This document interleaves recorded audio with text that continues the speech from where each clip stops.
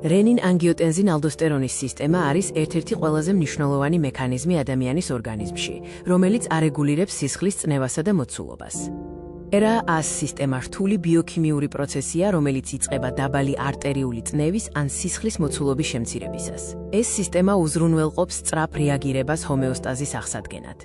RAS სისტემის ეტაპები მოიცავს ტრიგერს, რენინის გამოყოფას, ანგიოტენზინ I-ის წარმოქმნას, ანგიოტენზინ II-ის ფორმირებას და ფიზიოლოგიურ ეფექტებს, როგორიცაა ვაზოკონსტრიქცია. ანგიოტენზინ II იწვევს სისხლძარღვების ძლიერ შევიწროებას, რაც სწრაფად ზრდის არტერიულ წნევას. ის ასევე ასტიმულირებს ალდოსტერონის გამოყოფას, რაც ზრდის ნატრიუმისა და წყლის შეკავებას. დაბალი წნევის გამო თირკმელი გამოყოფს რენინს. ღვიძლიდან ანგიოტენზინოგენი რენინით გარდაიქმნება ანგიოტენზინ I-ად, რომელიც ACE ფერმენტით გარდაიქმნება ანგიოტენზინ II-ად ფილტვებში.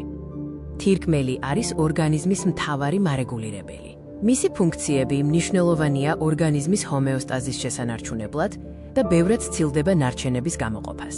თირკმლის ხუთი მთავარი ფუნქციაა: სისხლის მოცულობის, ელექტროლიტური და მჟავა-ტუტოვანი ბალანსის რეგულირება, არტერიული წნევის კონტროლი და ჰორმონების წარმოქმნა.